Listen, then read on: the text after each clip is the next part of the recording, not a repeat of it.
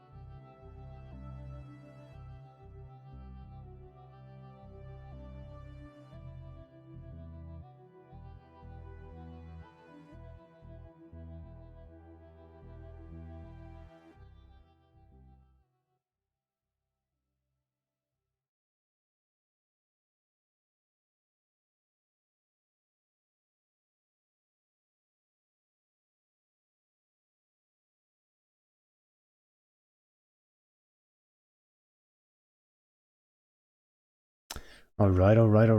I hope everyone can hear me. Hope the volume is all right. All right. Welcome, everyone. Thanks for the subs, guys. So you know what? Usually I turn down the notifications, but that button is gone. So I can't help it. It's gonna stay. All right. Today's guests, as you can guess, it's Hedliner from PL. Most people probably know him already fairly well. I know Rain probably knows him well. Your FC, right? Very well known I'll FC. tell you anything for a very well known old alliance with like a long history, which we might just hit on, talk about. I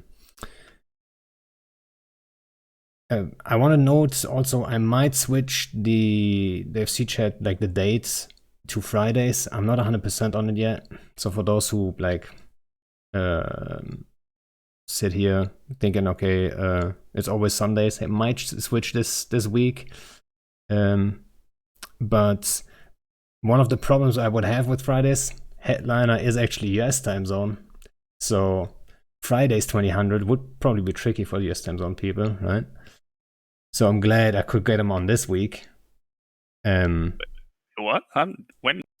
Wait. As far as I'm aware, I'm E time zone. Oh, wait a second. Aren't you US time zone? I thought you were from the US. No. I thought you're setting in the US. No, hey, I live in London. Hey, when I see PL, I instantly think US time zone. And you're the main FC for PL. So I was assumed you're US. Oh, no. Sorry to disappoint. I'm from the... I should have noticed, though, because obviously you don't have a US accent.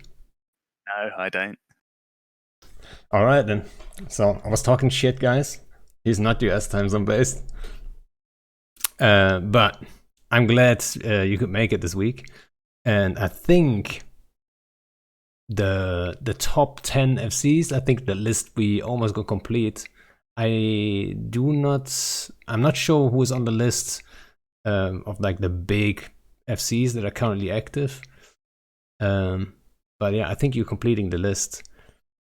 I'd be surprised if I'm in the top 10. Top 10 FCs? I would say so, 100%. I mean, who is in your top, let's say, the top 3 FCs currently in EVE? Who would you have? Yeah. Top 3 current FC? Yeah. In All time. in Whatever you prefer. all time, I guess. In no particular order: Shadu, Maktep, and Evil Thug. Evil Thug. I've heard that name, but that's a surprise to me. Yeah, he's old school Russian from AAA. I'm maybe a bit biased because we spent so much time fighting AAA way back in the day. You know what? Shadu is on my list, but I have no hope ever reaching the guy that he would ever come on and do an Eve podcast. But if you got, yeah, he if you got remembers what Eve is now. Yeah, he probably doesn't, right? Like, how long ago was that? He moved to Australia in late 2013, and he hasn't been back since. Oh, is that why? Is that when he stopped FCing or playing? Yeah, that is. Yeah. Yeah. But I mean, there's some positives in that. It gave room for people like me and Elise Randolph to step up more and take PL in the direction that we wanted to try taking it as well. So I think every cloud has a silver lining. Yeah, I think that's always in like groups. Like FCs need that room to grow. Like if you can only have so many main FCs in any group, really, right? It just doesn't work. You can't have like 20 main FCs, right? That you need the opportunity to take these guys and FC. So yeah, I think obviously it's slightly easier to have more and more if you're a much bigger alliance, but in reality our alliance isn't actually that big, so I guess there's not a cap on the number that you can or should have, but there's a limit on the amount of stuff that you'll be able to do at any one given time if you have less people. yeah. I mean, we try. I mean, we have slightly bigger, obviously. And we try to do it like split it up a little bit, like SIG wise. I think that's where like the whole it's like a new kind of thing. I mean, not new, but maybe a couple years old, where people started doing SIGs, and it gives FCs that opportunity to take their own guys, take them out, do whatever, but you're still part of a bigger group. I think Goons did a really good job with that and had like some serious success. And one name that comes into mind is like Kenda, for example, with Space Violence, very well known. And that was just a SIG, but everyone knew that name of that SIG, right? And that's exactly, that's one way to do it. Yeah, it's interesting because like when an alliance gets to the size that Goons or Test or even Horde as well get to in terms of actual real people, SIGs become almost necessary to keep mobilizing and like engaging the amount of people that are part of the alliance. And Space Violence is a good example of one of the sort of, I guess, earlier SIGs that worked very well. And if you looked at it on paper, Space Violence was almost the same size as our alliance, as Pandemic Legion, in terms of roughly the number of real people. So it was quite good in that respect that you could have an element of one very large alliance deploying and functioning almost independently as its own medium-sized alliance. I mean, I don't want to insult anyone, but you could make the argument that PL is a pan-fam SIG, so to say, right? So you always have that structure, those guys to fall back on, to crash on the couch and stuff. You know what I mean? If that makes any sense. Yeah, I know what you're saying. Like we maybe in the context of a coalition, yeah, we're the smallest of the 3 original alliances that make up PanFam. And of all 3 of them, we're probably the ones that behave like a sort of expeditionary force, perhaps the most. Horde obviously does a lot of that themselves now, with certain groups that make up Horde, like the smaller ESI gated parts of Horde do some of that too. But yeah, I guess it's a valid point to make that we behave like that in some respects. We don't we try not to be too static in sort of just being in drones or back when we were in Tribute and Tino. that you mentioned Horde, right? I remember the time when Horde was first coming up, and I thought, I mean, that was the first impression, and I think that was probably on purpose. The impression was that Horde is like the newbie group of PL because it was started by an ex-PL guy, right? I think Gobbins was PL, correct? Yeah, I'm not. Goblins I was think. in PL for a Yeah. long time. Some genius who I won't name names had the idea that we were fighting an earlier version of Brave in Catch back for 5 years ago, and they were like, "Oh, these guys bring hundreds and hundreds of E-War frigates all the time, and it's tough for us to fight, a reasonable sized subcat fleet plus 300 damping Morlises. So why don't we like try and start a group that does that?" And I kept out of this because it seemed like having uh, supporting an alliance to start off from grassroots to be allied with us was a great idea, and that's what Horde has turned into, like a very strong long-term ally. But there are people who will tell you that it was supposed to be something different, but I stayed out of all of that and left it to people who were older and wiser than me at the time. Well, Um, it kind of was the opposite approach to what PL was, really, right? I guess so. At the time, we were just sort of coming to the end of that period of PL's history. The typical PL member was years old in game, high SP, high net worth, I guess, and Horde at the time, and Brave that we were fighting. That the idea that people to form Horde kind of got it from was the opposite of that. Yeah, like develop new players and turn them into like longer term, higher SP players over time. That's true.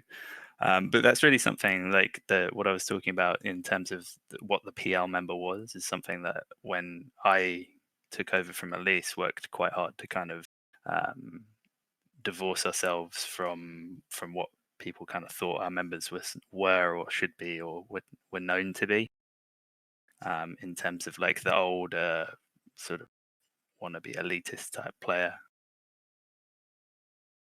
For Um, me, like I don't really care. My members could be a range of different SPs or ages in game. The most important thing is that they're active and enthusiastic about going out and playing. That's a much more valuable form of member than just skill points and ISK alone. I 100% agree. Like, you can, for example, one of the guys who's probably watching right now, who's done a lot of stuff for me actually with the FC chat, is like Fake T if he's in chat. And we just talked about that, I think, a couple minutes ago. He only started playing in 2018, right? So it's for us, it's like that dude just started. But like, he was motivated. He's getting up to speed so fast, and some people are, it's just a mindset thing. You're not gonna. It's not dependent really on the skill points at the end of the day. I mean, to a degree, and I think skill injectors help people like that. You come into a game that's more than 10 years old, like physically catching up to a degree certainly is a good thing. I mean, we can talk about skill injectors being a problem too, but I think it's great to have people that are motivated and have the right mindset to be able to catch up. And then Horde, they've like, would you have predicted they would have become that big of an alliance, that powerful really in the end? Probably nobody would. Huh? It was hard to imagine at the very beginning, I guess. But, I mean, where Hoarders ended up is testament to a lot of hard work from some people who have been there for a very long time now. I don't think, well, personally, when people discussed Horde and developing something like what Horde was back then at the time, I didn't give it any thought at all about where it would end up. But the game was very different then as well. We had a very different set of mechanics, and like where Hoarders ended up is 100% on the leadership that they've got, and really nothing to do with us anymore at all. I mean, they always had you guys as support, right? And I think they always could call you in, right? So to start a newbie group within a coalition, that certainly helped have like a strong foundation, like have a secure base for them to, I mean, I don't know why, but we haven't seen a new newbie group come up in like what, in the last 5 years or so. It has been a while. Or how old is Horde actually? That was the last group, wasn't it? Well, Like, Horde was 5 a few days ago. yeah, there you go. Like 5 years since the last really big newbie group was started. It's a little bit of a shame, isn't it? I think so. I mean, generally, and this is the kind of where I'm in two minds about skill injectors, for example, like you touched on, because on the one hand, the game has become so established now that it's unreasonable to expect new players to just wait 10 years to catch up to someone who started playing in 2010. And I guess Horde started before skill injectors happened. I'm not convinced that skill injectors are as bad as people say they are in some respects. I mean, they're kind of necessary if you want the player base to continue to develop, because before, the only way to trade up quickly was to buy a character, and the character market wasn't always as liquid as it perhaps needed to be to facilitate as much new blood coming into the game as people might like. So I don't know. I changed my mind about things like skill injectors a lot. Yeah, you know what? I think skill injectors, like I said, they're a good thing for people to catch up. But I think there's a sweet spot there too. Like, was it really necessary that everyone can also skill into raw cards within a day and supers and titans and all that stuff? So could we maybe have avoided that part? I think that would have been a good sweet spot there to say, okay, no capitals or like super advanced kind of stuff can be skilled with like free SP. I think that would have been a good middle ground. But yeah, they're here and you can't change it now. It's too late, right? So. Well, yeah, exactly. It's the same with capital supers and titans and just capitals generally, I guess, and that's kind of why you're seeing probably quite heavy-handed changes to the way that minerals and resources are distributed across EVE now to mitigate or run down some of the, I don't want to use the word damage, but some of the impact that was done by a couple of years of very intensive like resource gathering and industry. Yeah. And the argument now is like, now all the guys, let's say all the three big coalitions, they've got their supers and titans. And now the resources are, more rare. And suddenly you have the same problem with the catching up, just on a resource level. And suddenly the new guys cannot catch up with that. That's one of the concerns people have, I believe. Yeah, and I think that's a valid concern, right? Because all of the major 0-0 coalitions will have stockpiled ore, for example, for some time. And that will mitigate some of the shorter term disruption of this, but there will still be an issue for any sort of groups that want to maybe consolidate some smaller alliances into a larger one, and with the aspiration to become a fourth coalition or something. I think in the short term it'll be very difficult for groups to do that, and it may compound the problem. I think that you've got 3, almost 2.5, I guess, if you look at it from a politics point of view, like 3 coalitions, 2.5, 3 coalitions. Because it would be easier just to join up with one of them than it would be to form a fourth one. Yeah, I mean, let's be honest. I think we, like PL and in it, we're probably in a similar kind of boat when it comes to coalition stuff, right? We kinda are independent. So technically, from the outside, people will make that argument saying, hey, why don't you guys leave with PL? And I think you guys had an alliance up there not too long ago, where you actually hit on that. And you said, like, no, we're not going to leave any coalition. And the thing is, we almost forced into the coalition by the situation, because like if you guys would leave the coalition, you would paint a massive target on your back, and then what, right? Like, what are you gonna do? Like, you live in low sec or NPC null sec? Is that what you guys want? Probably not so much. I mean, you guys do low sec stuff right now, for example, right? You're in Amamaki. Yeah. But sooner or later, your stuff gets hit, and then what? You're not the biggest alliance anymore. You're not, or not, you've never been the biggest, but also Supers and Titans are not gonna cut it, because now everyone's got Supers and Titans, right? Back in the day, you could count on that, like, you know, that ace up your sleeve, basically. Yeah, And we had to struggle with that, actually, as in it. It's like it sort of widened the gap between being really big or being really small. Like over time, I guess there have been a large number of medium-sized alliances which have been consolidated into much bigger alliances. You know, you look at the Imperium, for example. Back when it was a CFC, there were many more alliances that made up the CFC than there are alliances that make up the Imperium now. And the majority of those, I would, small in comparison to goons, have been merged in, haven't they? And slowly over time, those sort of what you would call medium-sized alliances that are sort of the size of PL, NC, maybe in it if you extend that bracket a little bit, have disappeared.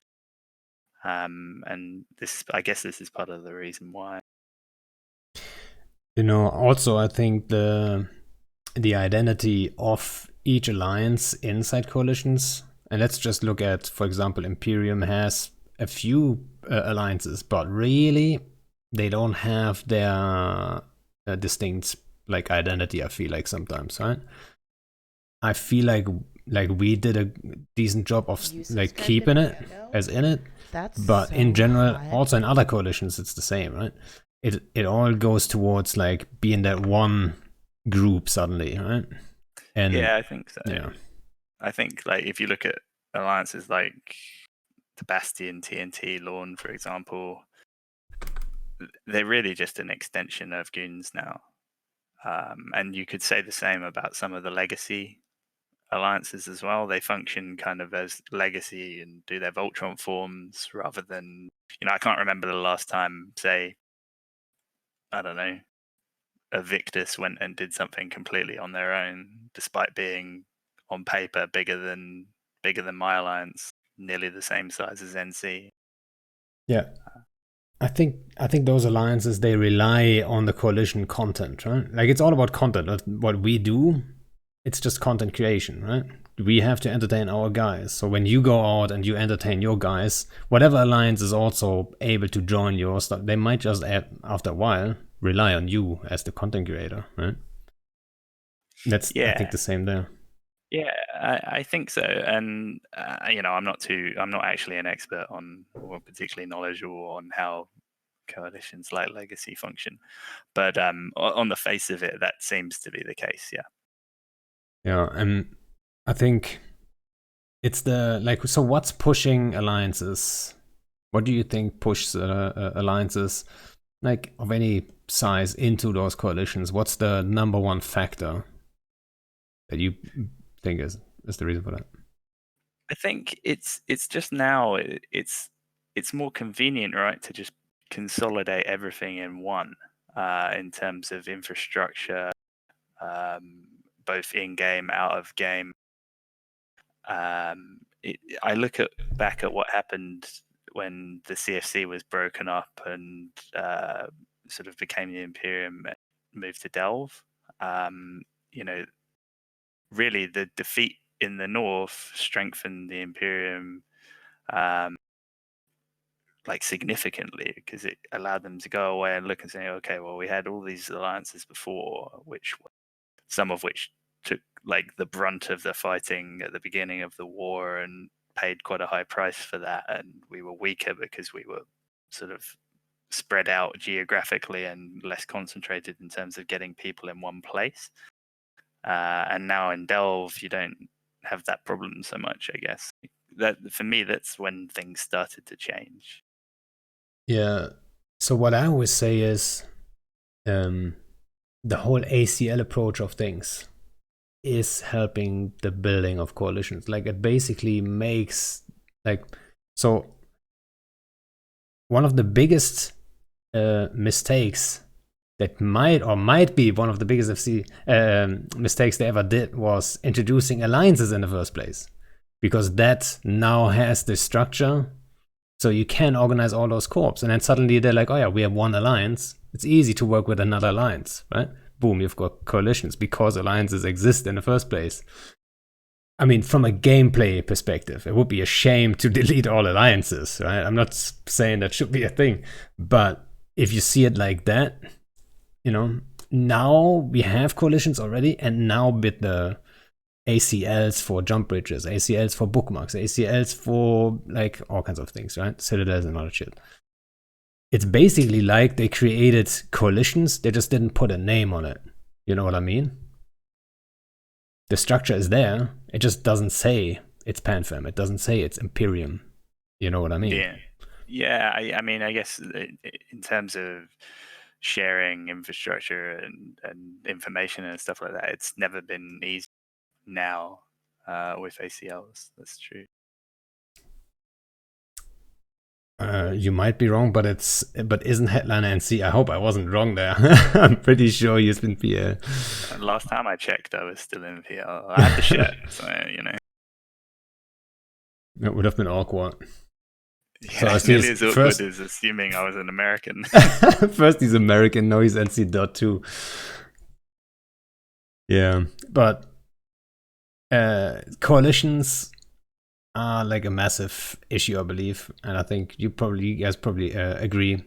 But do you think there's anything we can do, or like not we can do, but CCP should be doing or not be doing, that maybe pushes people out of coalitions to a degree? This is, I mean, it's a difficult question, isn't it? Because there are so many different things that could, like, so many different ways and points of view about how to tackle something like this, and obviously different perspectives. Some people think coalitions are a good thing, some people think they're a bad thing, others change their mind, like I do all the time. I think for me, something needs to be done to address how to spread people out in space more, rather than allowing a small number of regions to support a large number of people and concentrate large numbers of people who form a coalition into, one jump or one midpoint of each other. Spreading working on the way space works to spread people out would be a good first step, I think. Well, so they did announce the whole resource scarcity thing, and it's one of the 3 phases. So it might just be exactly that's what's coming, maybe. Maybe that's what we're gonna get. The thing with that is, though, and if you look at it from, say, a moon's perspective, right, it doesn't really matter if say scarcity means sort of spreading things out more. And I'm just speculating. You could still run something that resembles a locust fleet and acquire resources as a coalition anyway. So, I mean, I think what you say, I think there's some merit to it, but at the same time, like, I think they need to go a step further than just saying there's less of everything. It may be a case of saying that there's not only less of stuff, but it's all further away as well. Well, so that's only speculation. So for now, that's 3 phases. Let me actually look it up. What was the 3 phases called? I think maybe someone helpful can put them in the chat for people like me that don't read devlogs. So apparently the first phase is the phase where it's like resource scarcity. So they take resources away, and then they want to basically like basically everyone should be running out of resources to a degree over time. So this phase is going to hold on for a long time, I guess, like half a year or something. And prices are going to go up. People are going to complain. That's my guess here. There's a lot of guesswork here too. Then the second phase apparently is a redistribution of resources. So the moons that you have now, like today it might be an R64, tomorrow it might just be completely worthless or whatever. And I think they changed the moons too, like they said, because they don't have any normal material or like what's called minerals anymore and stuff. And then I think the third phase that they said they're going to do is the dynamic distribution phase, which then would mean exactly what you're talking about. That's like if you mine all of Delph, let's take such, people want to talk about Delph when it goes over mining, but you mine all of Delph, it's not going to respawn all over Delph. It might just respawn somewhere else, right? So that might just spread people out to a degree. So you can't cover all your stuff under one umbrella, right? And then you have that effect that you want, people being more spread out. I think that's the direction that it needs to go in, to be honest. I think, and how that looks like, I mean, I'll hold my hands up and say that, I'm not too close to the detail of what they've published on it because I haven't looked at it for some time since it first came out. And industry is not something that takes up a huge amount of my time. Same here. Same here. There are people who help me with that, and they give me the essential need to knows, and that we leave it at that. But from my perspective, that's the direction that it needs to go in. And if that's the way that if that's what they're planning, then great. I'd be interested to see how that turns out. Yeah, it feels like before, like it doesn't make any sense that resources just respawn instantly, right? They get found and instantly respawn. It doesn't make any sense. And that they also respawn in the same system, I don't know. It's like it's just a logical thing and then a long-term approach to it. Because like they always like to say forever, right? If you want it to be forever, you have to have like a more dynamic system.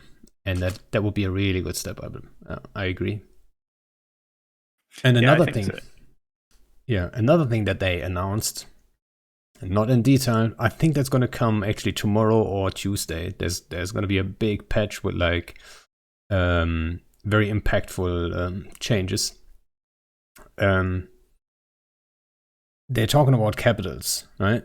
So capital proliferation, that's part of the whole mineral discussion, but then also capital damage application on subcaps and all that stuff.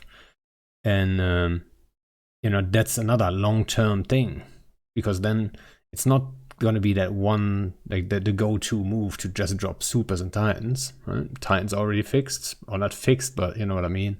They touch the horde guns at least. So that's also part of this whole like this puzzle, really, right? Yeah. I'm not sure. Sorry, yeah. I mean, the capital thing for me, like, I look at capitals now, and I almost feel like we very nearly got back to where we were when slow cat carriers were, in the way that capitals are used and the way that they can push subcaps off any grid. Really, I feel like we went through all the pain of introducing jump fatigue and taking like sentry drones and other types of drones away from carriers and super carriers, and then we almost ended up back in a similar situation to what we were in 6 years ago. Yeah, I mean, that was the most surprising thing to me. Hall guns, like, how did anyone do that? We had the tracking titan issue before, right? The exact same thing. Yeah. Like, and then they fix it, and 2 years later, they're like, now you get even better guns. It's like, what the fuck? Where's that coming from, right? Yeah, I and it's the same with with different doomsdays, like so Lance and Bosun, sort of to a lesser extent. They changed the AOE doomsday that was the original doomsday for a reason, and then we sort of went not quite the same way back to what we had before, but it's not the same as the guns example, but it was similar, and I guess that's why they made bosun change to a certain extent. Yeah. But talking about changes, you have seen the trailer, right? I have, yes, I have recently seen the trailer. All right. What's your thought on the trailer? So, my first impression was that it was much the same as every other trailer that CCP does, in that visually it was stunning, and very well made in terms of how it looked and felt, and that was cool. That was almost, it was cool and reminded me that really we should all, those of us who are intending to travel, be watching it. The Harper in Iceland for FanFest, but sadly we're not. But I think for me, the issue with these trailers that they do, while they're really great to watch and look at, there's never really much gameplay in. It's all kind of lore focused, and you're left to sort of speculate. So for me, they're cool to watch, but I think I'd like to see more gameplay in them. But I have had a think about what we might see coming after the trailer when they start putting things in. And I have made some predictions as you requested. All right. Then, so I but also I requested, I always send my guests like a list of things we can talk about. Usually we talk about like maybe half of it, or sometimes everything, if I'm like if I can keep track of things, which I usually don't. But so one of the things on the list is trailer, and then bold predictions. Like, so what's a super bold prediction that you have, right? My bold prediction is that, based on the final few seconds of the trailer where the Stargate goes offline, is that my bold prediction is that there will be another slightly better managed and signposted blackout type event, which involves Stargates, and to specific regions, or the way that certain regions or constellations are accessed. Where they're isolated and there are only certain number of ways or times that you can get into them, or that the security status of them maybe changes. That's my bold prediction. You know what? I want to make a bold prediction too. I would go a step further. Right? I'm not sure actually. I feel like it's not that bold to say. I feel like this is the last phase of the Triglavian stuff, and I'm not a lore guy, so I don't know how far they are, what they did, or whatever. But I think they're gonna take space, right? Because every faction in the game has their own space. I feel like that's what's gonna happen. So it might just a combination. They shut down some gates, and maybe they changed some sex status or stuff like this. And then there might just be a nullsec island in the middle of high sec suddenly, or whatever, right? So I believe they're just gonna take space, and yeah, and then change the security state. I mean, that's an interesting thing that has never happened before. Actually, the security status of any system that had changed. I don't remember that ever happened, right? Like there's some events and incursions and stuff like, but the security status is always the same, which is weird too, because we're killing all these pirates. Like, shouldn't the security status go up? That's a dynamic by now, right? That's my point. Like, imagine the more NPCs you kill, the higher the security status. Then the worse it is to red in there. Then guess what? The pipe system close to low sec is suddenly the red ink spot, because it's minus 5.0, whatever, right? Like whatever it is, or minus 1.0. Sorry, and I think that would be a dynamic resource distribution if you see the redding income. Maybe you get both. That would be good, huh? Not just minerals, but also the redding part. People have to spread out. Yeah, I mean, maybe we'll see. We'll see what happens. But I think somewhere between what we've both said would be something like that. Yeah, and then also I wrote down not so bold prediction, but what are you pretty sure about which is gonna happen? From like just from the trailer or like in general? My not so bold prediction. It's more well, it's sort of the same as my safe prediction that they'll just introduce another Triglavian ship. Oh well, I think that ship that we saw in the trailer is not a Triglavian ship, right? Is it not? No, I it's don't a know enough about so. the lore identify. No, I was on Talking to Stations when we dissected the trailer a little bit, and then everyone was like, "Oh, it had like an Upwell logo on it," and obviously it didn't look Triglavian at all. It looked like a what did it look like even? I don't even. Kind of looked like a Well, Talos kind of thing, right? I in don't that remember. case, then my prediction will change to that there'll be some form of Triglavian stroke Upwell structure that you can acquire and play. But so the weapon system that you saw there, I'm pretty sure, like, so there's not going to be that, not only going to be that new ship, whatever it is, Upwell or Triglavian, whatever it is, but I think the weapon system that was displayed in the trailer is particularly interesting, right? Is that the zappy thing? That zappy thing, yeah, the zappy gun, might be interesting, might be OP, right? Some things that get introduced are OP at the beginning. But so from what we can tell, it's kind of like the keeps the DD. Yeah, that's what it immediately made me think of. Yeah, so let's just assume it's like a keeps the DD, even if it's a one-shotting subcaps. Even let's say you put a let's say you put a Munin into half shield might be too strong. Just imagine you have two and then you know alpha three of 3 Munins every shot. That would be a little bit ridiculous. But let's say like a quarter of a hex shield, and then you bring a few of those. Would you think like where's the balance? That's the weird question here, right? I don't know if I like it because I don't know like how much damage is it gonna deal, how many targets is it gonna bounce to, all that stuff. Yeah, I guess that's the thing, right? The assumption is that it's just an enhanced Doomsday type thing, but I guess we'll see. I mean, my predictions haven't been great, but I'll stand by them when they put them in. But you know they've been talking about a heavy bomber kind of thing, right? Before. Yeah.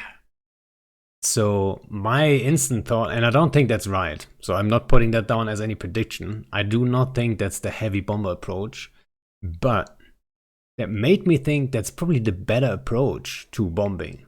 Because, I mean, I had a heated discussion with Darkshines not too long ago about, like, he is a fan of Caps and Titans and shit, and I'm not, right? I like to kill them, and he just likes to field them all the time. And I'm like, Supers and Titans are super oppressive, and he's arguing bombers are actually more oppressive because they kinda oppress battleships, which is, you know, it's true. Battleships suffer from just the existence of bombers, but then also he says they're as or more oppressive is you can field bombers way easier everywhere on the map. It's you know, so the threat is always there. While Supers and Titans, you kind of know where they are all the time. You know, you have to be aware. You can get around them. I mean, at the moment you can't really get around them, to be honest. But so he says that's the argument. Bombers might be more oppressive. I wouldn't go that far. I mean, I get like the thing about Supers Titans is that they can do too much. Bombers, you know, you have a much sort of narrower margin for error with them, and if you make a mistake and lose all your bombers, then you know you have to go back and you get more like, you know, if you've got a bit more of a buffer with fielding Supers and Titans to sit and let the situation unfold, to be honest. And there are things that you can do to avoid getting bombed as well, like, you Well, that was know, my argument. we saw that when you know, you were running the old style Stukas, right? You get burned a couple of times from a nasty bombing run, and then you immediately go back, watch the footage, watch it in slow-mo, agonize over it, see what you did, see what we did, that happened to me a couple of times, and then then you don't get caught like that again, because you know how it works and you know how to read the grid and for look for things, and see what's coming towards you and how to react. Or you just, my approach was to start running them as well, and then it's much less likely that you'll get bombed. That is actually true. That's the two fights that stick out, like when we fought, actually. I remember only those two, actually, if I think back. One time, it was one of the best ops I ever did. I have to say that. I'm super proud of that one, because Kenda comboed me saying, hey, we camped in, we can't do anything. And we had a warm just next door. We could get there super fast. So I quick formed, everyone was on point. Like 10 minutes later, I'm there with 100 dudes. And then we jump in, and nobody was ready for the Stukas, really, right? Everyone had to still learn those lessons. So we jump in, then wipe out the Horde fleet that was in Ferox's super easy bomb targets, obviously. And then I remember you guys warping in, and I think you were super surprised at the time, and then we killed your Surf fleet, right? Yeah. And it was just like a clean wipe. It was almost like a miracle we saved Kendall there. It was too funny.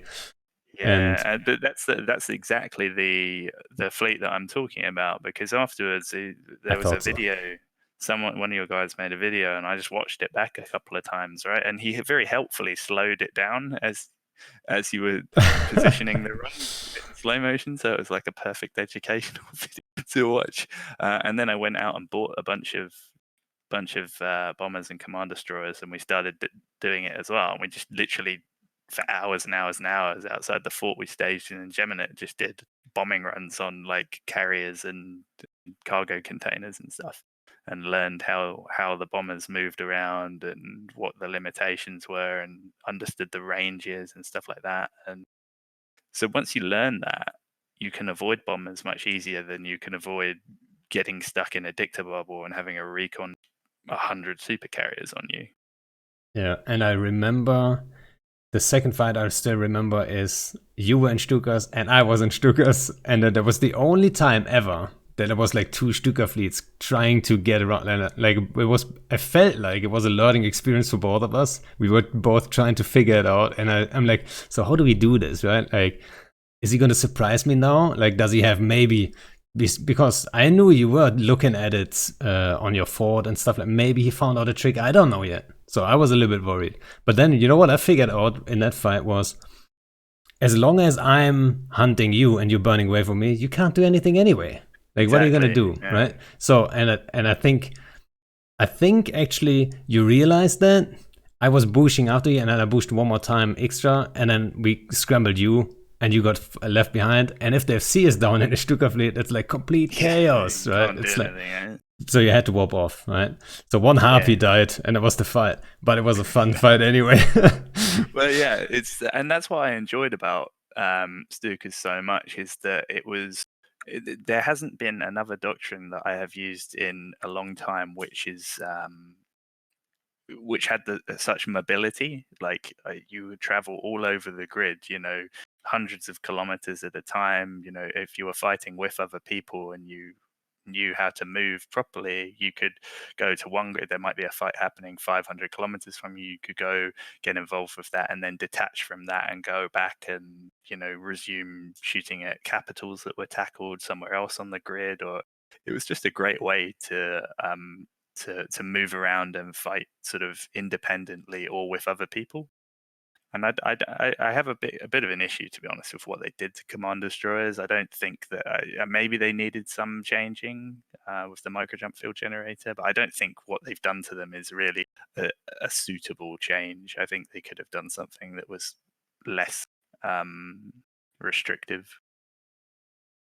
Obviously, I agree, but I mean, I don't even want to talk about it, to be quite honest. It's just so sad. But yeah, it was fast pace, right? That's like high octane, fast pace kind of stuff. You kept jumping around. And if you fuck up, like, that's the thing you profited from. We lost so many fleets at the beginning when we had to still figure it out, and we didn't figure it out like on theory on the fort. Like, I did some runs with like a couple guys, like, how is the anchor speed? Can we actually stay on the anchor? Whatever, take a sharp turn? How long I have to wait till I can call the MJ? And all that stuff, right? But the hard lessons I had to learn like on field, and then we got wiped out a couple of times against Munins. If you get caught with your pants off, it's over so quickly. You know. But you got those lessons right there. You know, you could watch the material like, oh yeah, that's probably true. Like I should be doing this this way. It's a little safer or whatever, right? Yeah, and that's how I sold it to my guys as well. I was like, look, this is probably not going to be if we work at this right, when it's going to be, we can get up to speed fairly quickly because someone else has already gone out and learned all the hard lessons for. You know what? But you also had a disadvantage when you picked it up because our hostiles already learned some lessons how to fight Stukas too, right? So it gotten harder and harder for us to engage people because let's be honest, if it's a Munin fleet, as long as they just orbit the anchor at 30, like what are you gonna do? There's nothing you can do really, right? You can't bomb them. The torps are not gonna outdamage Munins, so like you can just warp off. That's basically it. So a lot of people adjusted, right? Yeah, I mean, with things like that, and if you don't get them when they're warping in, when they're arriving on the grid, then you lose your opportunity. Yeah, and that's the good thing about the Stukas. If you were fast and you weren't like shy of making that call and just saying, "Let's go, wing it," and then try your best. If you're fast, you would find success like more often than not, right? That's why we came up with this Eagle doctrine, which was based on the command destroyers, like moving them around as well, was based on like sort of giving us more flexibility using heavy assault ships that weren't Munins when large Stuka fleets were around, and we had some success with that, and they were actually really good fun to use as well. Yeah, but I would argue. So I'm not a fan of the Bush nerf, obviously, but I can see it, especially when I talk about the Eagles, because they are fucking hard to catch. For those who don't know, one of the counters to like Bush fleets in general is if you catch them early, like when they land and stuff like, you can usually chemo them, right? So with Eagles, the problem is they have the necessary speed to avoid chemos once they're anchored. You cannot land on them on 0 unless you have a warp in front of them. It's so hard to catch up and a high risk too. So all the counters, the usual counters, are very hard against those Eagles, and you can't smart bomb them. You can't really, like a normal bomb run, it's not going to cut it against Eagles. Then you might have the only way to do it is outrange them, but they're Eagles, not easy to outrange, especially when they're fit for range. So like, what are you gonna do? I mean, they don't have massive DPS, but in numbers they can kill your shit while you can't kill them. So I feel like that's where I have to admit there's an argument for Bush fleets slowly developing into something that isn't good for the game. I have to admit that. Yeah. I guess I mean, what they could have done is introduced, some kind of limitation on mass that they can move, or introducing something like micro jump fatigue. It's kind of pointless discussing it now, I guess, because they won't. Yeah, I know. Probably go back on it, sadly, but. I enjoy talking about it. I always feel like I sound super bitter when I talk about it, though. It's like... I'm bitter about it. There you go. I've said it. But yeah, I agree. I feel like it was the right thing to touch it, but the way they did it, it's a shame. Yeah, I mean, it's heavy-handed change, I think. Imagine, if they would have done 50, you can still run a solid Stuka fleet with 50 guys. 25 is just too low, You can't bring any logis, like one bomb run is not going to cut it. So you need points, there's all kinds of things you need. 25 is just a little too low. But then also on like a hard number base, not sure if I'm a fan of it. What I expected actually is, because they based it on numbers, I expected more people to use them as like more of a harassment tool, because now it's easier. The problem of like, how do you split up a fleet? It's way easier now, because you warp in, you always jump 25. It's a good number to engage. Out of a massive blob, you jump 25 out. It's a good number to engage. So I thought more people are going to use it that way. You know, try to split some bigger blob up. But I don't see that happening all that much at the moment. Yeah, I haven't seen so much of that either. I thought the same thing, right? I guess that the upside to it is that you could use them the other way, and like you say, but I haven't seen a huge amount yet. Yeah, and I remember when we first did any bush feed, that was Snatch. I wrote down like a massive like guide how to split hostile fleets up, because I had like certain ideas, and there was like 3 versions of it. One of them being, okay, we jump them all, but we can't keep scrambling and keep jumping, and after a while it's going to be only so many on us, and then we can engage. Then another approach would be, we jump in, then but we try to, you know, position ourselves properly, and then, you know, only jump at a certain group, and, you know, all that kind of stuff. And now that would have been, in theory, way easier. But you can't jump your own entire fleet. That's the problem. Yeah, I remember reading about that, like way back when you were doing Snatch, and thinking about that. And now that's almost the perfect way that they could have been used then. But you need to use them sort of independently, rather, you know, away from your fleet, and then warp to wherever you've jumped the dudes. I mean, effectively, you need a second FC then, you know? Or, Yeah. I mean, you can do it as one FC, I would guess, but you're gonna be exhausted after 5 minutes. It's like, it's gonna be hard work. You can probably do it. Have like one squad always like on a ping, like maybe 10 command destroyers that are just there to split them up. But then also it has to be set up. It can't be set up sloppy, because you have to be accurate. And then that takes another, like, you need another person to do it, I think. Just taking care of the warp ins and all that stuff. And then the meta is just not the right one right now. Hack meta. You're gonna have a hard time setting anything up. You set it up, you're in range, boom, they're out of range again because they're moving so fast. Yeah, and they can apply to you well as well. You know, it's difficult to like sort of you lose a lot of command destroyers, removing not very many people from the main group. Yeah, but Snatch, that was a shit ton of fun to fly those.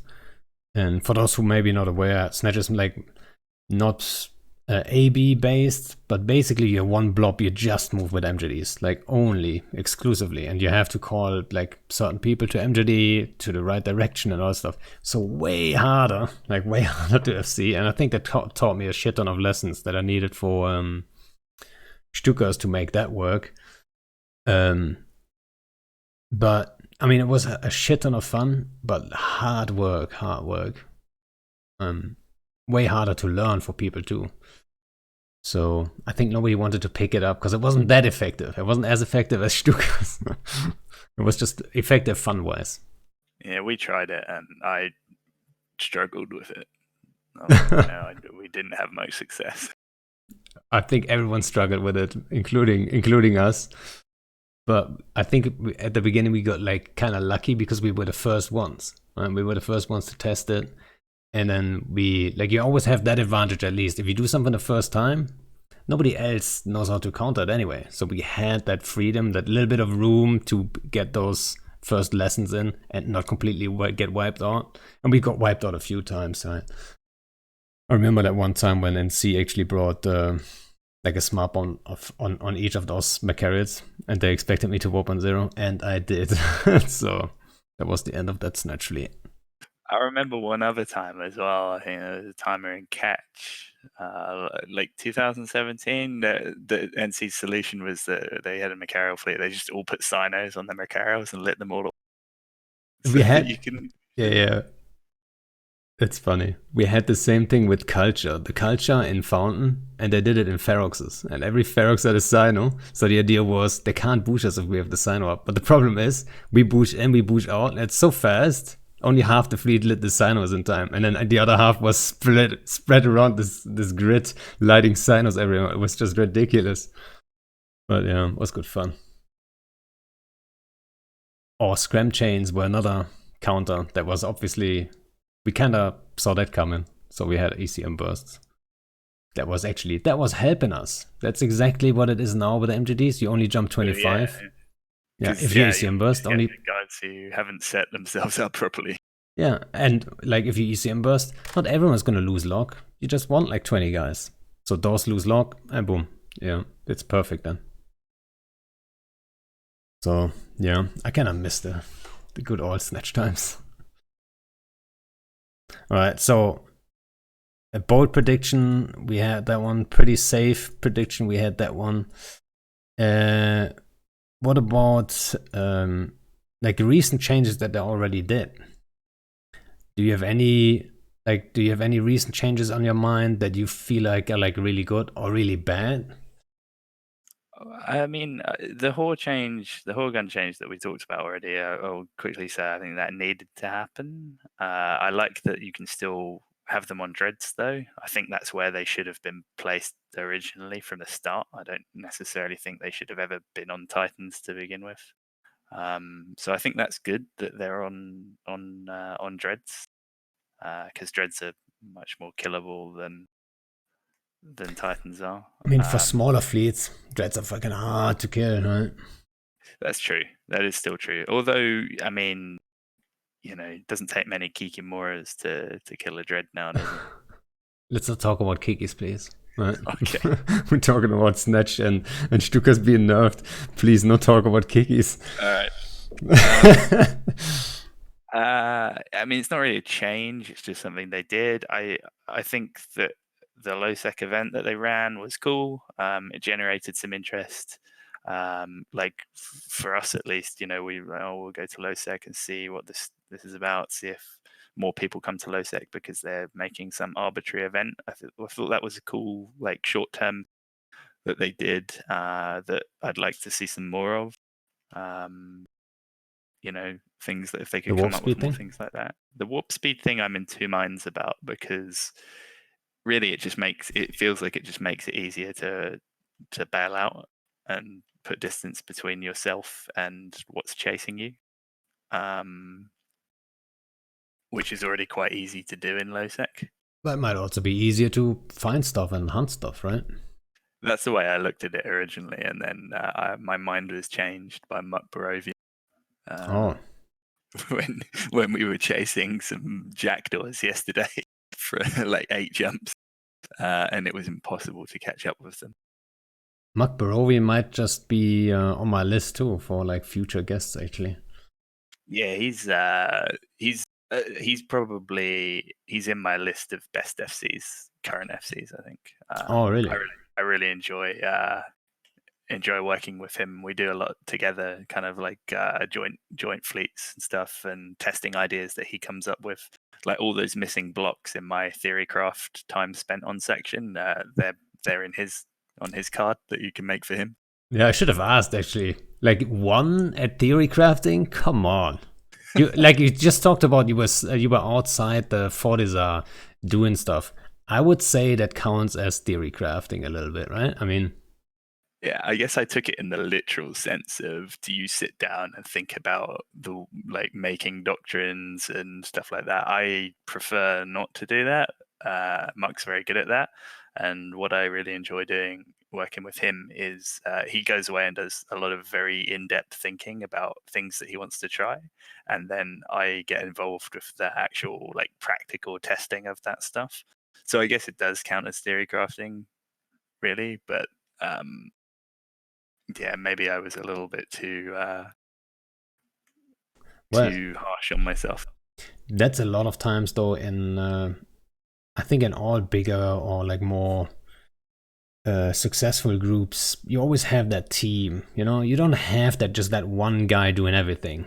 I mean, it used to be like that way back when, that one guy could just run it, but it changed over time to you always have any FC always has a team behind them to a degree. Right? It might just be that one guy that can already I'm not sure how many guys you have that you count on for different things, but it might just be you and Mark, and if you complement each other perfectly, that might just work, right?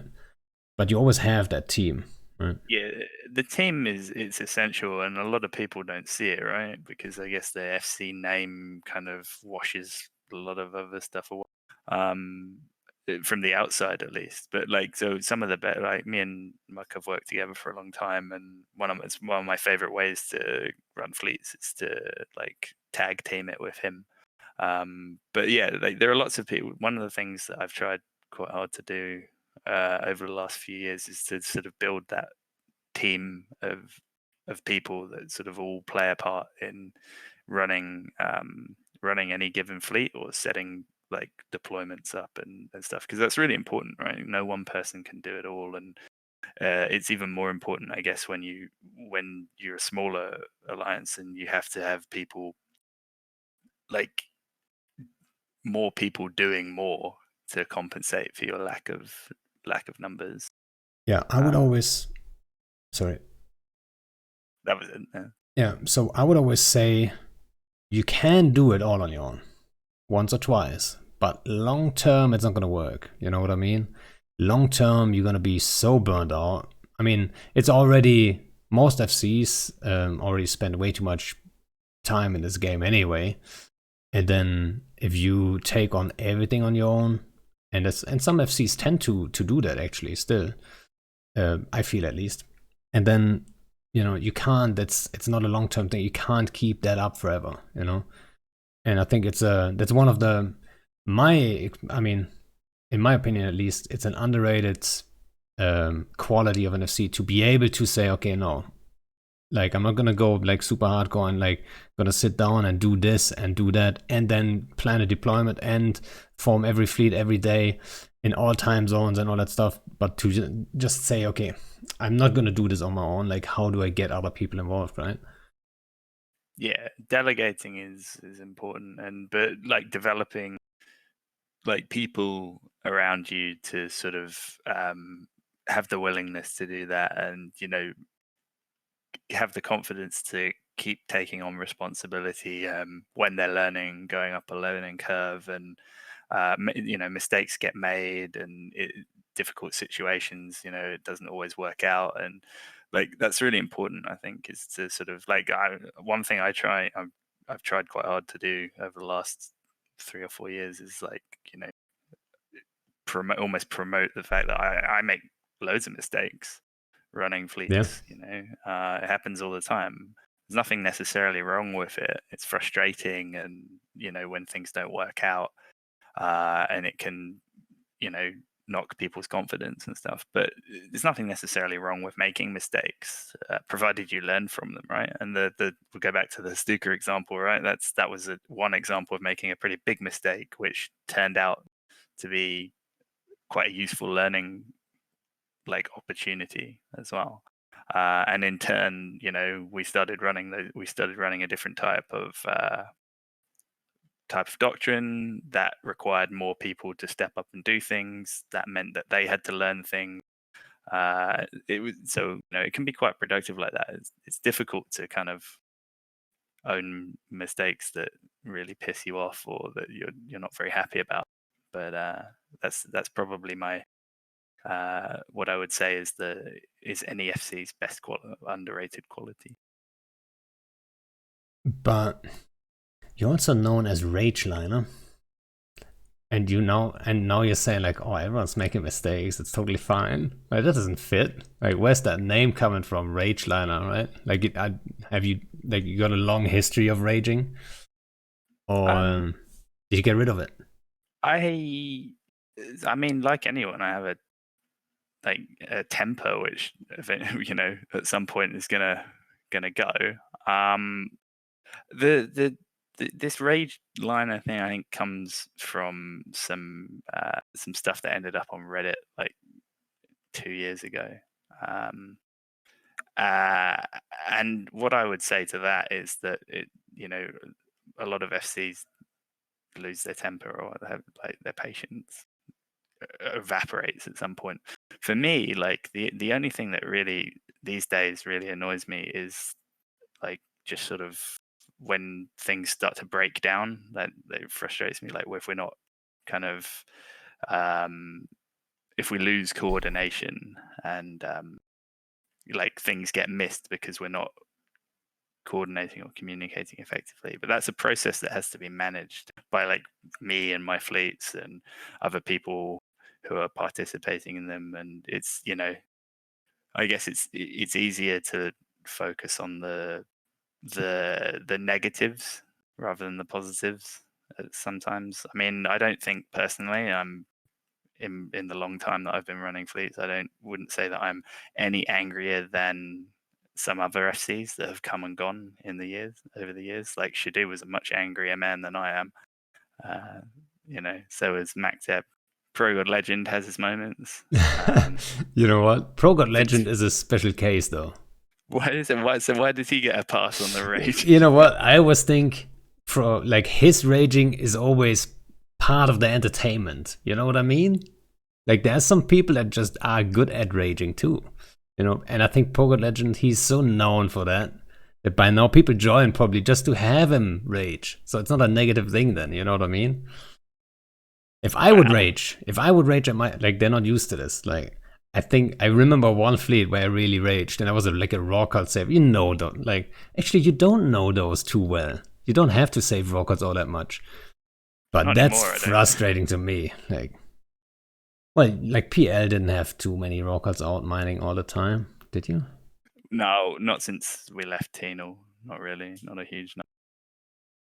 Yeah, I think that's the only type of fleets where I lose my temper, and I only remember that one time. But I always think, like, if someone is funny while he's doing it, that's like a superpower as an FC. You know what I mean? You can rage, and nobody's gonna be mad at the end of the day. That's good. Yeah, maybe I'm just not a very funny person. I don't know. Well, I don't know. I've never heard you rage. Actually, I'm sure I've seen a video at some point or so, but I don't remember it. There's a very old one which people usually pull out. That's somewhere on YouTube. But there's there's a story behind that as well. But what I would say for me, like if I get pissed off about a fleet or whatever, it comes quite quickly, and then it usually, by the time doesn't carry into the next fleet. If it happens, it will be over something new. It's a difficult one that it sort of changes from time to time. We go through phases of not being particularly ragey, and then occasionally have a bad day and maybe slightly angrier than normal. So one of the things I always think might be like one of the things I should be working on is whenever we're on the way home and it didn't go perfect, and we might have just killed a super. It doesn't even matter. But then I analyze and I'm like, oh, we should have done this and that. And I kind of drag the fleet down a little bit. You know what I mean? Like I'm analyzing it open to everyone. And they think like, oh no, he's super. That's not what I'm doing, right? I'm not super negative, but like you instantly analyze it. Well. Yeah, I think out loud a lot, and it's almost like a grieving process sometimes, right? Yeah, like, I enjoy it in a weird way.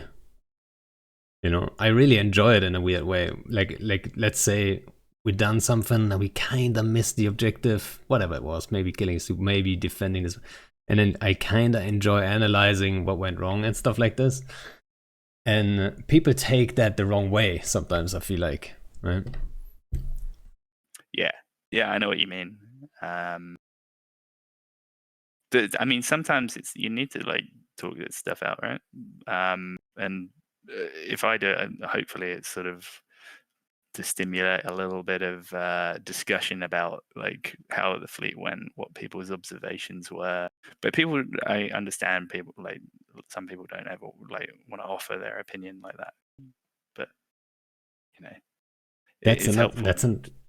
That's another thing. So when you go out and then you talk, like you analyze it on comms, basically live, and then people see it as an invitation to put in their thoughts, and it's just some random dude, and then he's like, he has the weirdest ideas, and you're like, oh no, right? That happened to me like a couple of times. Like I didn't ask for anyone. Like, I'm just talking to myself. Sorry.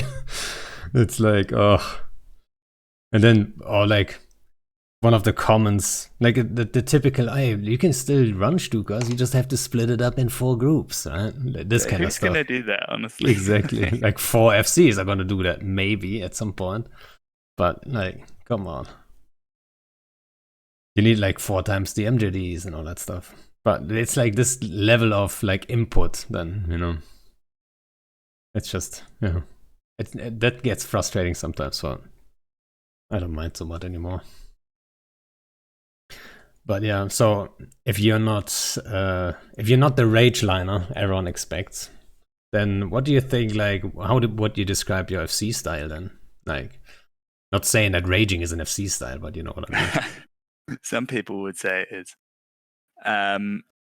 So the way I like to FC kind of depends on what doctrine I'm using. Generally, and I generally like lighter, faster mobile doctrines. Battleships I used a lot in the past. They were great. I'm not so fond of battleships now because they don't allow you, I guess, to be as aggressive in terms of moving and pursuing or like positioning yourself as perhaps I like. But at the same time, like I find things like Munins quite dull. I have a lot of fun with things like assault frigates, jackdaws. I really like because you can check and position yourself quite aggressively. And likewise, anything that's quite long range, I also like because there's a positioning element there. Anything that allows you to be flexible in how you position on the grid is something that I'd like to sort of. That's where I feel happiest. Yeah, you know, battleships would be probably one of the ship types we all would like to see back to a degree, and I don't think the patch or the notes or the what do you call it? The fixes, the buffs that we got recently are gonna change that anytime soon. But even battleships can be fast paced and position based, but if you get caught with your pants off with battle, it's over, right? That's it. I guess the standard, the best example of that would be a Macarial or something, right? But yeah, the reason I don't really like Macarials either is because like you run into other sets of issues with like application and having to have perhaps more support ships to get them applying to smaller things, and you have to, it's quite I can't imagine ever wanting personally to use like a Macario where I could use a decent fit Loki or something. It's just the way yeah. I can see that. I you know what? I do like imagine you have 100 dudes. I kind of like the idea of 100 Macarials. You know what I mean? it's kind of sexy to have. I mean, 100 of anything's pretty good. I usually find. Yes, but I mean, 100 Lokis, 100 Macarials. I think the Macarials are, you know, it's kind of, if they were a little bit more viable, you know, it's just, I mean, maybe that's coming Monday, Tuesday. Maybe that's going to be announced that Supers and Titans, or Titans, well, not so much anymore anyway, but Supers might not apply to battleships all that much anymore, and that might just change the meta to a degree. Then you still have the bomber thing. You have to be careful with battleships. If you get caught, you might just lose them all in one go. I mean, it can happen. Like, I've bombed Munin fleets before, so that's, you know, that's not too rare, to be quite honest. But you know, maybe we see more battleships in the future, and you know, I'd be very happy about that. And you know, maybe there's some room here. I mean, some of the best fleets that I've done have been battleship fleets. I just like right now. It's hard to see sort of where I would want to use them. I guess unless you're in some kind of particularly controlled defensive environment, like on one of your structures or whatever. Yeah. I mean, last week I talked to Darius Caliente from what's it, Pinecones? What's her name again? United Federation of Conifers. And so they use a ton of ravens, right? Which is quite an interesting take on it. Which obviously I like ravens too, but I never thought about them to be like brick tanked and then just put effects on it and just put it on your structure and defend it that way, you know? But in that case, battleships kind of open it up, which is kind of cool. And you don't have the EHP on other ship types really to make that, unless you want to pay like real, like T3s for example. You don't want to go into a trade war with like a Loki fleet. Like that's you can do it once for that one objective maybe, but you can't do it every day. Like it's gonna get too expensive. So So battleships, you know, I still think they're interesting, and I think it doesn't even take that long or that much for them to get a little bit more viable again. And maybe you will be flying Macarels sooner than you would think, huh? Yeah, I mean, they're great. Like they remind me of a time long ago, you know, before say bombers were the way they are, and before caps were the way they are, and so there's a certain like nostalgic value attached to using battleships as well. But I don't feel myself like kind of compelled to use them right now. But the idea of them becoming slightly more viable in a broader range of You subscribe to circumstances is Pando? that's always a good That's thing. so hot. And then Villy, I'm not sure. I don't think that's Villy actually, but I think it is Villy. No, I think Villy's Twitch name is actually something Catix. I forgot what it is actually. It is Villy. Villy got a new Twitch account, but almost any almost any battleship works as brick tank. But I would disagree. Not almost any, because the Raven, it has 300 km range and has a real good DPS at that range, right? So that's the only reason why we were flying boost Ravens in the first place. Most battleships, they reach to 200 maybe, but then they tickle you with like 200, 300 DPS. It's not all that much. Like, what are you gonna care with that? Right? Especially when your numbers are limited. Like, for example, we were talking about pine cones or even PL. You don't have endless numbers in all time zones, so you know, you have to be efficient with it. I mean, Villy, you've got numbers. Yeah, I think like I wouldn't say any battleship, right? Because some of them are not very good, right? I mean, you could say like the Dominics, for example. Like, you wouldn't want to use that in the situation we're talking about. I don't think. Yeah, no, they've got their place though. But okay, see, any isn't correct. Check and mate. Yeah, GG, Billy.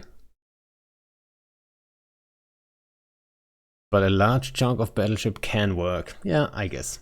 But I would agree, like Domis or any other battleship, they all got their little spot to a degree. There might be, I don't know, maybe the Hyperion kind of sucks, or there's some battleships that might just not have like a big spot where they can, where they make sense. But in general, like, and then also I would always argue you also need ships in the game, because if you show up at a fleet of Hyperions, like, who's not gonna engage that one, right? So if you look, if you look for a fight, might as well take the ones that everyone knows they're shit. So can't all be like perfect. It's very true. Yeah. All right. So let's see. So recent changes. We were talking about the recent changes actually.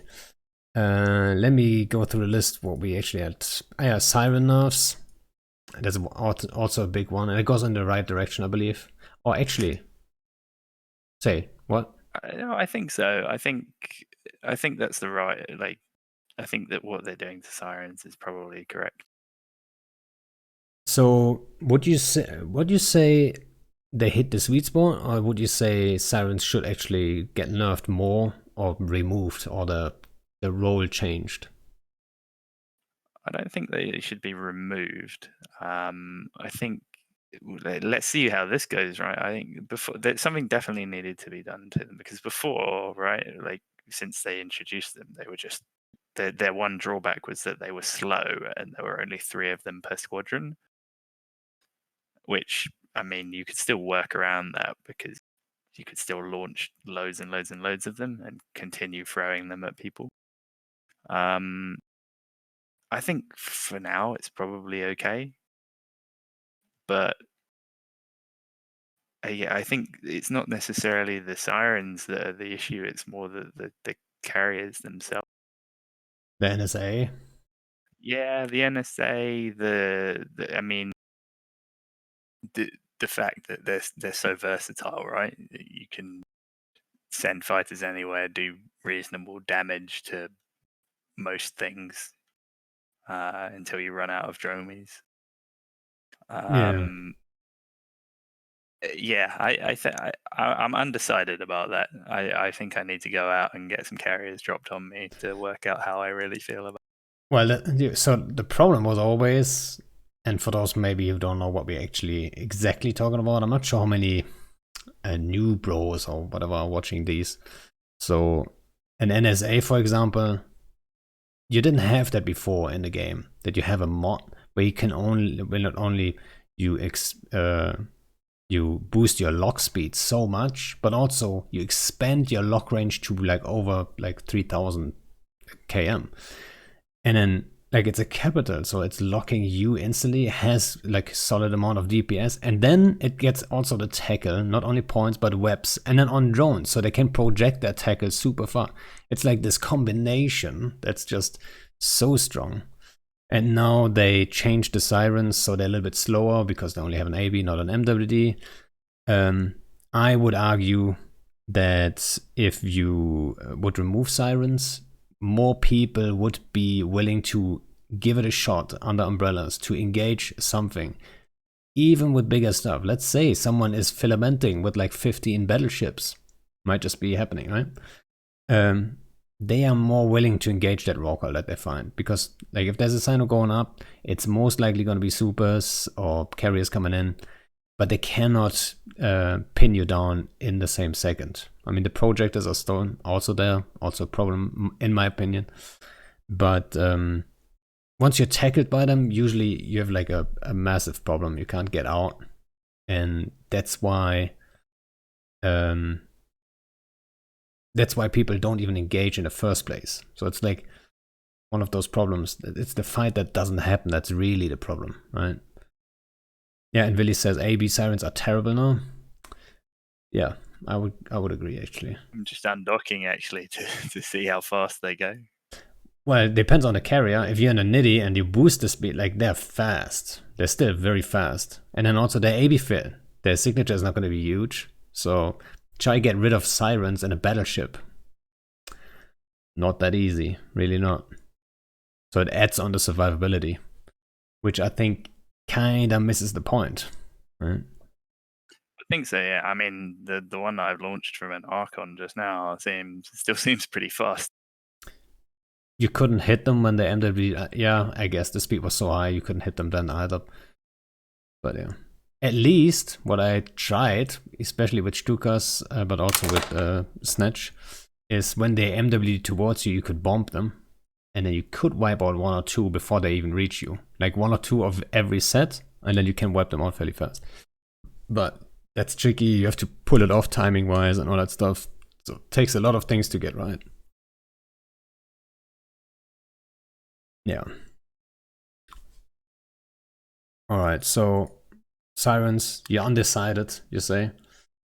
For now, yeah. I mean, I obviously, I mean, I wouldn't disagree. I wouldn't be particularly upset even if they removed them completely or made them so that they could only go on certain types of carrier, or there are limitations on using them in conjunction with other stuff. But yeah, I mean, it's a start. It makes them less sort of less easy to use. You know what I like about it is it's basically them admitting there's a problem with them, right? So I know they've got an eye on it, which I'm very happy about. Which also, there's a couple things that I know they're looking at.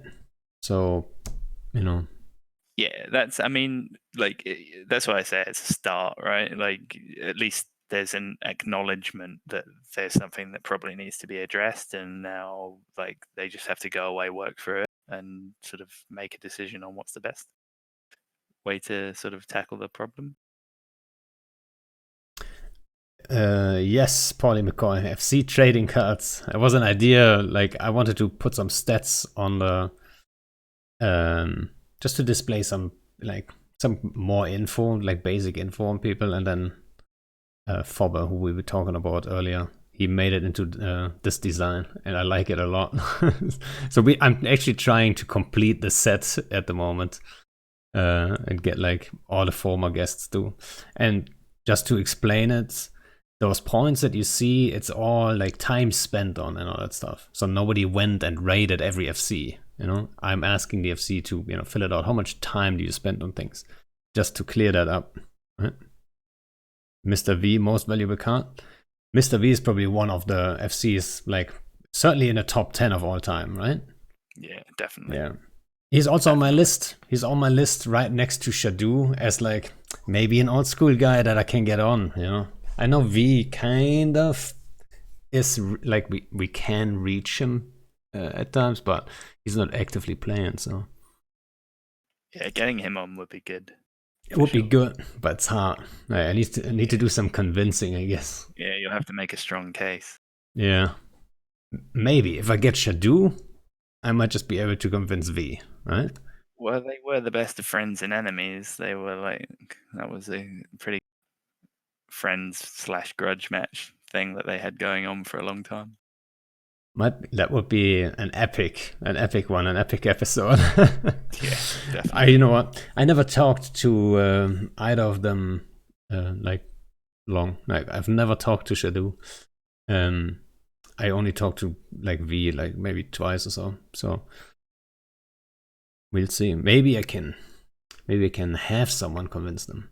Like Elise maybe has contact with Shadu. Maybe Asher also have contact with V. I don't know. If you hear something, right, let me know. I spoke to Shadu not too long ago, but he's mainly interested in fishing and the outdoors in Australia. Doesn't sound too bad. Didn't seem too interested about Eve when I brought it up. But, can't judge it. Would be good. Yeah. Be good. Hey, maybe now's the time. Maybe he's in quarantine and he doesn't have anything else to do.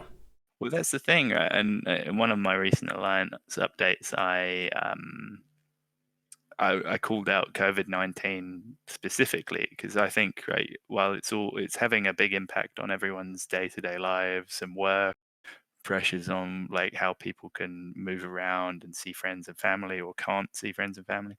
It's actually quite a good opportunity for Eve, like gameplay wise, because we see people probably dedicate more time into playing because they're at home more. So I think it's a really shit situation for everyone, but there are some interesting opportunities I think resulting from that. Yeah, you know what? Sorry, yeah. But you know what? They like, did you see some other old people, like old players, come back recently? I did, actually. Yeah. I mean, Kenda hasn't been out of the game for long, but he seems to be, checking it out again. I'm not sure if he's gonna come back, but he at least checks it out, and I think it has to do with him being in quarantine or whatever. And I bet there's a ton of people actually, and the timing is not too bad, right? Eve is like, I think we can all agree so far. All like FCs I've talked to agree that it's going in a positive direction now, right? Like, let's say last year was like a low, but now it's going upwards again. So might not be the worst timing. Yeah, I think it's important that CCP is wise to the fact that there is a good opportunity here to implement some good changes and like generate a lot of or renew a lot of it from older players, but also capturing the attention of newer players as well, because of the impact that like COVID is having on people and how they're spending their free time. But for me, it all boils down, regardless of whether this is happening or not, the quality of changes and the positive impact that they can have on the game more broadly really boil down to CCP having a very in-depth involvement in playing and monitoring the game from day to day. And I've always felt that way, really. Yeah. They basically, all these years, they basically denied themselves access to their own game, right? And now that's changing. Yeah, it is changing now, and I hope that it continues to go in that direction, so that more CCP employees are involved in playing the game across a range of different player groups and understanding different types of gameplay and seeing the impact that their changes and using that insight to make informed decisions about what to change next or identify areas that need more attention or spot gaps and things like that.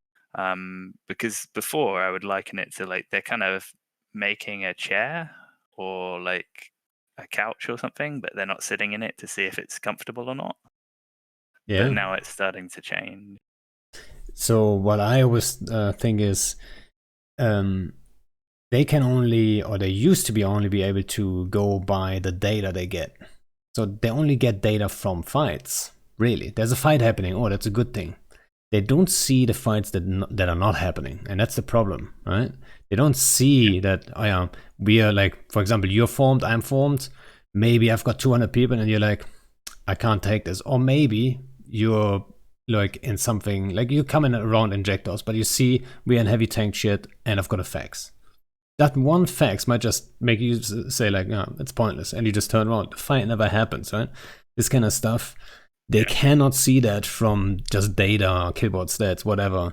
They had no idea this is happening, and now they can be part of these fleets. Maybe one of the devs is in your fleet, and you're like, guys, we can't take this fight because this and this and this, right?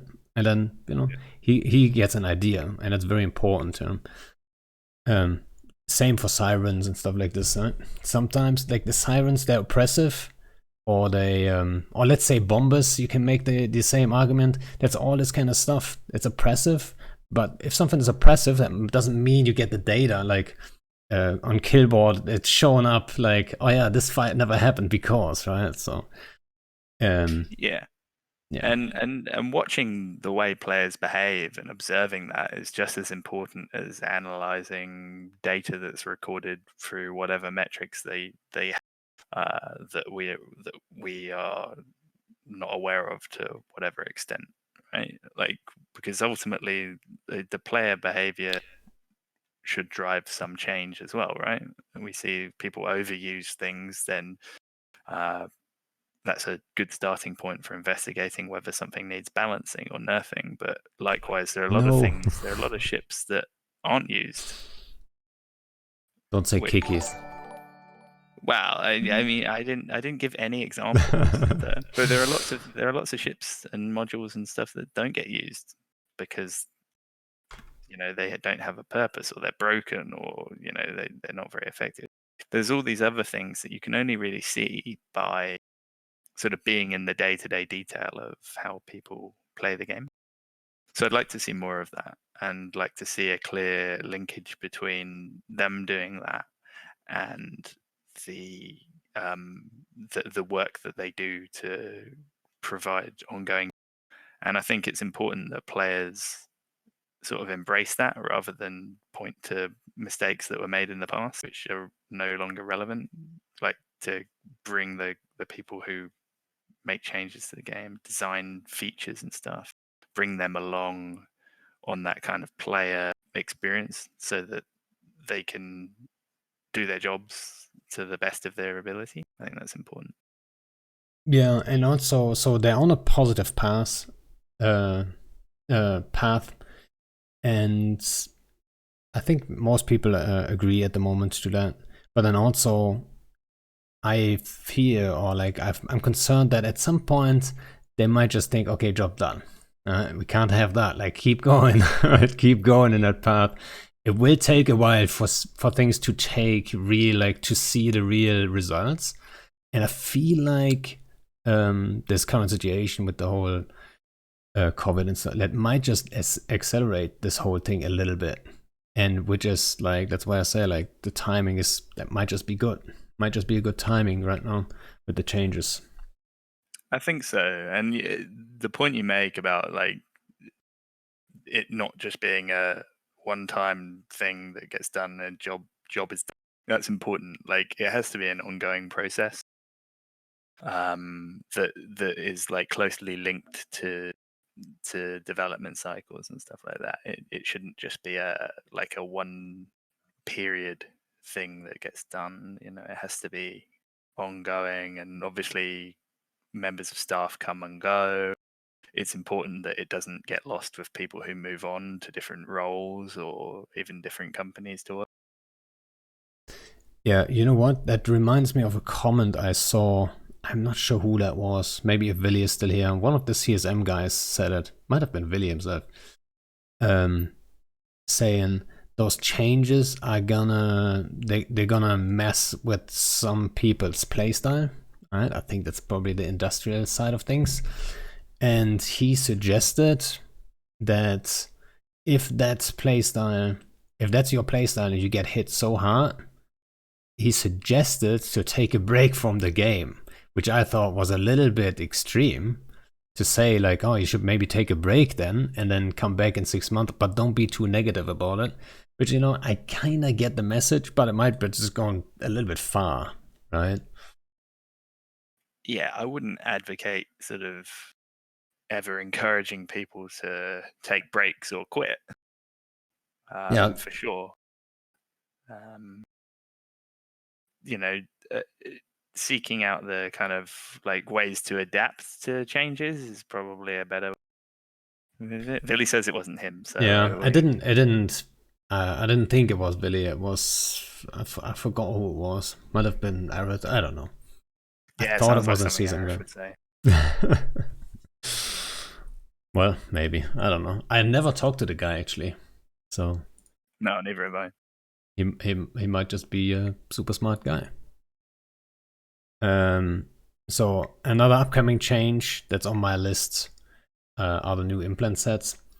But for me personally, they don't have too much impact. It's just a neat thing they promised for ages, right? I'm not sure, like. You have a take on it. I mean, I feel like the Shield slaves, I'll always call them Shield slaves because that's what we've done for so long. I feel like that was kind of alluded to by them for such a long time that it got to the point where it's like, oh, well, we should probably put these in because people have been talking about them. Yeah, maybe. I know that the player groups that have chosen to go down the Shield Super Titan route are obviously happy about that. Like, really? Yeah, I'm sure he's got something to say. But for me, I mean, I didn't find myself getting too excited about them. I mean, you know, okay, maybe it'll make in certain circumstances when they're not obscenely expensive flying a vulture less of a nerve-wracking experience if you've got slightly more EHP. The ones that do that improve like remote reps, I can't I found it hard to envisage like circumstances outside of small high value stuff in wormholes and low sec where these would be really. Yeah. So I mean, I don't necessarily think that they were essential or necessary at all. I think in a lot of circumstances, remote rep is pretty it's pretty strong already. Yeah. I think I totally agree. I mean, it's gonna be a wormhole, like a small scale kind of thing. Like, you're not gonna see that in big fleets anyway. But Yeah. it's a good thing to have, I guess. I mean, you know, people spend money on it, and hopefully at some point I'll kill their capsule and recover their implants when they make them salvageable. Yeah, wait a second. Isn't there now when is that event starting? Isn't that from Monday on the event that you can loot implants? I think it's soon, right? I think It might be Monday or Tuesday. Yeah, I'm not entirely sure. I know it's coming though. Willy, tell us. Or do you? Yeah, Willy, you should you should know that. Let's see. Let's see what happens there. I don't think that I'll be looting many Nirvana sets though. No, Something tells me I won't see many of those. Well, unless you get into certain wormholes like a pulsar, you know, shield bonus, then you'll see a ton of Nirvana sets there, I'm sure. Right? Yeah, that's true. Shout out to Laserhawks. As you can see, though, I only have one bar in the wormhole area. Yeah, I gave myself. What did I give myself? 3 bars. Right. I mean, we recently had earned it killing those keep stars. So. Well, yeah, but you know, like low sec, I'm not in low sec all that much. We just traveled through. I forgot when was the last time we had a real fight in low sec. I don't even know. I'm not convinced many real fights happen in low sec, having spent the last 2.5 weeks. Oh, yeah. Well, that's the big part of this expansion now, or this, what do you call it? Well, the current, what is it called? The quadrant? Yeah. It's like the low sec, loyalty to low sec, right? Yeah. I mean, I think there's some work to be done there. So it'll be interesting to see if they kind of can rejuvenate some of low sec a little. Yeah, I think the changes they announced for low sec, you know, they might be good, they might be bad. I actually talked about it to Beltram, who's like you probably know Beltram. He's living in fucking Amamaki. I know who he is now since I moved in here. Yeah. Yeah, he's a little bit bitter. You know, it's a small scaler like solo guy. And I talked to him about it like just yesterday. And since I'm not in low sec, I don't have too much of an opinion on it really. But yeah, he thinks like there needs to be more. Right? This isn't gonna cut it for low sec. It's not gonna revitalize low sec suddenly. Right? There needs to be more drastic changes, and I can see it. I think I agree. But like I said, I'm not a low sec guy, so I don't want to talk too much about low sec then. Yeah, I mean, low sec is very different. This is the longest I've spent in low sec for many years. Since we left Amamaki, actually, just before jump fatigue came, it's changed a lot since I was like, that's for sure. All right, so upcoming changes. What's on my list, which I do not understand quite, I have to say, and you probably don't understand it either. But I'm gonna ask anyway.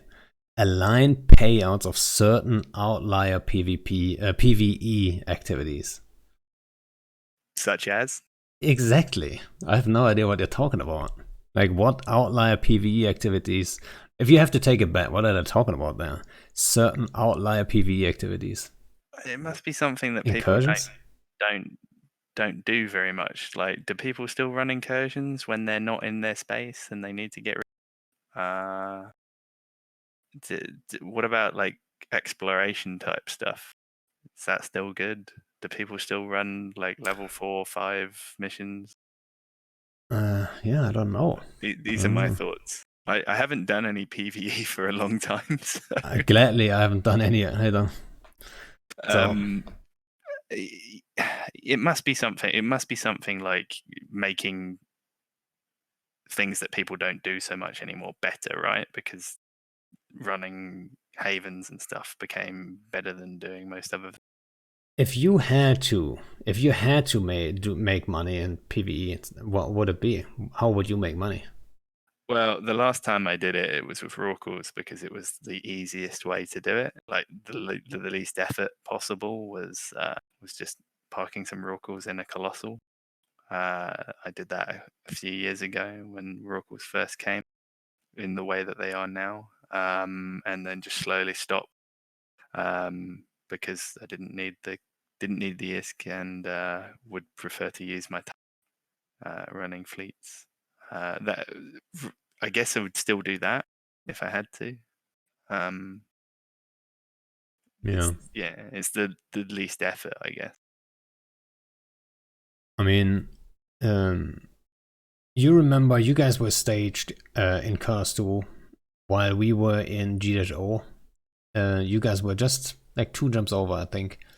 In KLMT, that's the system in between. BPK? No, is it HLW?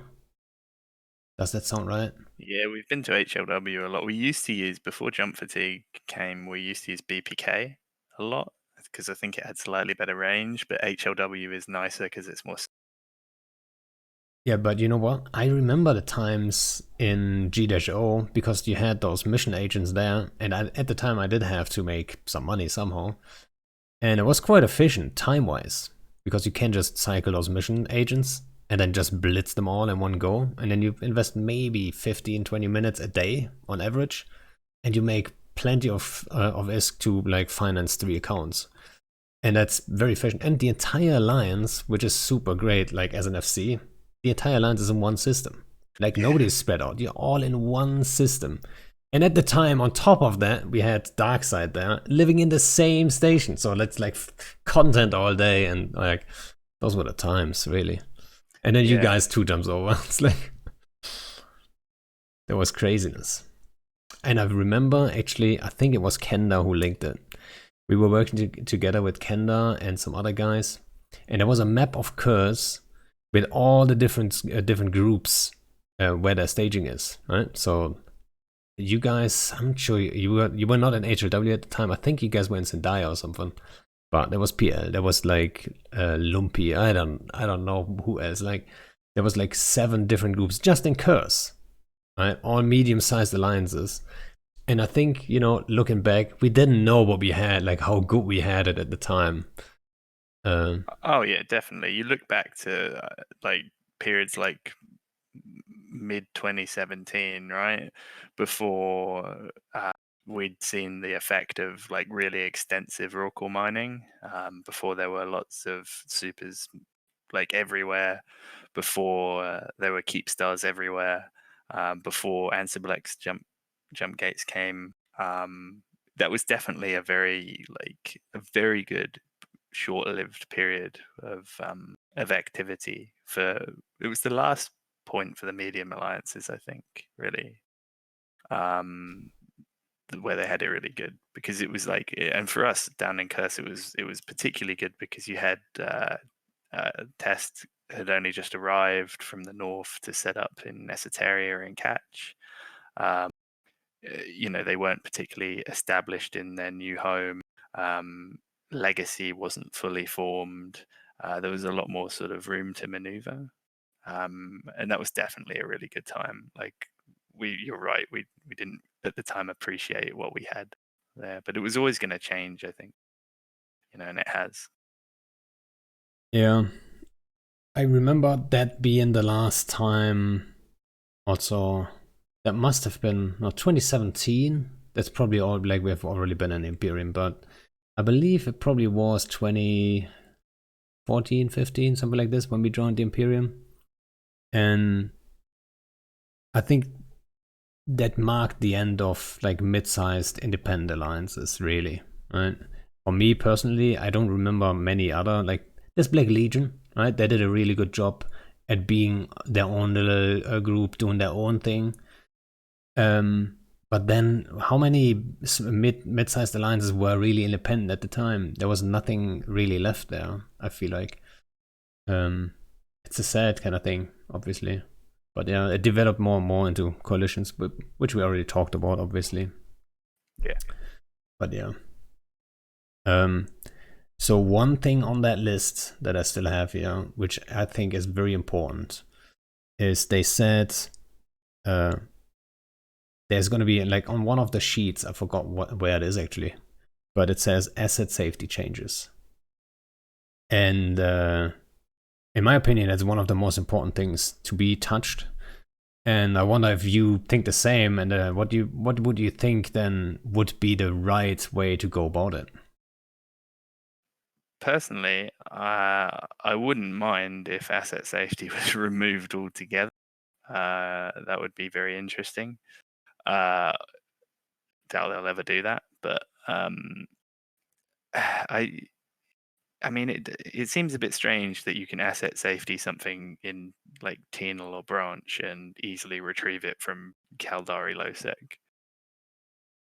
So, I mean, I haven't really looked into this, but I'm assuming they haven't provided much detail, but they'll probably make it so that like you can retrieve stuff from nearby NPC 00 now, or Ooh, that would be disappointing. Wouldn't it be? well, what else? What else do you think? So I'm a big advocate for like a 50% drop rate. It's a ship. It's just a stationary ship, right? A citadel. So Yeah. if it explodes, half the shit drops. The other shit goes into, asset safety, and then they have to pay 10% to get it back. That's totally fine, I think. Like 50% drop rate in nullsec, I think that's totally fine. Nobody's gonna lose their mind about it. You can even go and make a special rule for people that, because that's the argument that comes up. What if I deploy, like, I'm not home for like 6 months or whatever, right? And then all my shit gets blown up. Like, you could make a special rule for that kind of thing and say, okay, if your home station, whatever you have it set, or your alliance's headquarters, if that particular citadel gets blown up, maybe then you get like the old asset safety and everything else dies, right? So in that one staging system, you might just have your assets a little bit more safe. But I think even that might be too much, right? If you I want to get mean, rid of assets, which they seem to be willing to, that would be the way to go. You have to touch on it, right? I've always thought that stuff should drop outside of wormholes. I've always thought that. And I like November says in the chat like low power shouldn't have asset safety, or maybe it's it would be good that the drop rate increases if it's low power or something. You Something subscribe to more said. Pando? That's Going low so power hot. is more serious than just not having your cloning or whatever. And that extends to asset safety and tethering and stuff like that. I definitely think stuff should drop for sure. How much? That's an interesting question because you think of how much stuff is in some of these structures. Yeah, but so I always say then, anyone who quits the game because he lost half his shit, come on. Then go back to World of Warcraft, really. You know what I mean?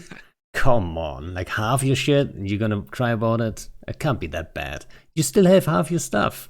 Like, you should be able to do stuff with half of it. Yeah, I agree. I do agree there. I mean, it's a difficult one for them to handle, though, right? Because they'll obviously, regardless of what they do, they'll be upset, won't they? Like there are people, if they don't do anything about it, there'll be people who'll be upset that Yes, of it's easy course. to keep your stuff. If they make it so stuff starts dropping, rather than all going into asset safety, there'll be potentially people who quit the game, like you say. It's a difficult one. I guess that's probably why they made it different in wormholes, right? It was always like a test case for them. There's less people there. They can observe the impact of some stuff like that more closely without risking alienating large groups of players. Um, Yeah. but I mean, as well, if you think about it, right? However much stuff, it's 50%, if it's 70%, if it's 100%, some structures it's irrelevant because like who's going to go down to 1D and push the keep star over there? Like it's not going to happen, is it? Not in the current state of the game. So it, I mean, it goes back to like people staying in coalitions as well, I guess, right? Because your stuff will be safer where there are more people to. So they need to be Yeah. careful and think about all of the potential impacts of this, right? Because if they do that, right, uh, if they do one thing to spread people out or deny resources, and then another thing which pushes people closer together again because they're worried about this stuff, one may cancel the other out. That is very true, yeah. Well, they have announced they're gonna touch it, which is at least, since they have now a good track record for the last couple of months. At least it's, it gives me, it's how do you call it? Makes me hopeful that they're gonna do it right, and it's not gonna be an easy thing to get right. So No, it's not. This is probably one of the more difficult things that they're going to have to look at. But yeah. I also heard that they might get rid of deliveries in some, or change delivery, Well, which would be good, I think. yeah, probably. And that's another thing, right? We kill raw cards in whatever space, we loot it, and then we asset safety it from a hostile citadel. That doesn't make any sense, right? Yeah. That reminds me, actually, I've got probably loot everywhere that I still need to collect and shit. Yeah, Yeah. well, get it before the get it while you can, I guess. That is true, actually. Imagine all that loot stuck, and then they say like, "Oh, asset safety removed," and all that loot is gone. Yeah, I have to look into that. But my assets are fucking chaos anyway. I bet that's the same for you. Yeah, I just stop looking now. It's easier to just buy new things than it is to go and look for stuff that Yeah. I probably had at some point in. All right. So asset safety. All right, and then the last point I do have is actually, is there any changes that you think that we didn't talk about already that they need to look at? And then also I'm asking because on the next FC chat, I'm actually going to have CCP Rise on, most likely. We have to work out the date and stuff. So what changes are you hoping for, and what should I maybe bring up to Rise? Like, what are they maybe not aware of? I don't know. They must be aware of it, but I would like to see another look at heavy assault ships, right? Because I think we've got lots of them, but people only really use two, primarily like Munions and then I guess Eagles as well. They need to have a look at that and see whether there's some balancing required or some changes that need to be made or investigated there. And just more of that across the board, I think, right? I know that, I guess CCPRI always gets talked about as the balance guy, but that's not really his job as far as I understand it. It's like he's someone that like looks at it when he has time, but somehow them making more time to look at things like that is the biggest biggest thing to facilitate more change for, I guess, the things that we're concerned about in terms of PvPing and doctrine development and meta shifting and stuff like that. That's a big thing, I think, and it's not really like a can you go away and do this for the next quadrant. It's more of a like a bigger sort of change that I guess needs to happen in the way that they do some work on the game. But it unlocks lots of different things, like have a look at this particular class of ship, or these particular weapon groups. Those are the things that I always ask for when questions like this get on. They're not sort of easy ones to address, though. You know what? When you just said like CCP Rise and then make more time to look into that kind of stuff, I just thought instantly like they probably have the problem. There's only one CCP Rise. You know, there's only so many devs that have a deep knowledge of the balance. Like you can't just hire a new guy that has experience in, like, let's say World of Warcraft. You just hire the dude and then say, hey, let's, like, can you just balance this quickly? Yeah. Like, that dude's mind is gonna melt right now. It's like he needs a year or so to work into the material. So yeah, that will take time to get any dev up to speed. Well, what I think, and I thought about this like for a long time, is that I think personally, what they should do is they should get rid of the CSM, and the way that they interact with players should be through running. They should have people who run proper working groups with players, and they're moderated effectively, and the time isn't wasted, like, you know, moderating trolls and stuff like that join them, but like run a set of rigid kind of like structured working groups where they can get people's points of view and feedback and input in a constructive way that, you know, is easy for them to review, go through, and make some use of. And maybe that's a solution that should be considered, right? Because like if there's one guy and he's got the knowledge to do the balancing and stuff like that, but doesn't have the time to do it because he has other things to do, then solution could be using players who are knowledgeable to help. Yes. But, so they did explore different ways though before, right? The capital focus group, for example. Yeah. I'm sure. Like I'm not sure you were probably on there, right? I wasn't. No. No. I didn't kind of. I didn't actually follow it particularly closely, but that's the kind of thing I'm talking about. But it could be done better, and if they freed up some time to have people who work at CCP potentially run it as a big part of their job, or if they hired someone to do that, because you don't necessarily need game knowledge to moderate a focus group. Yeah, that is true.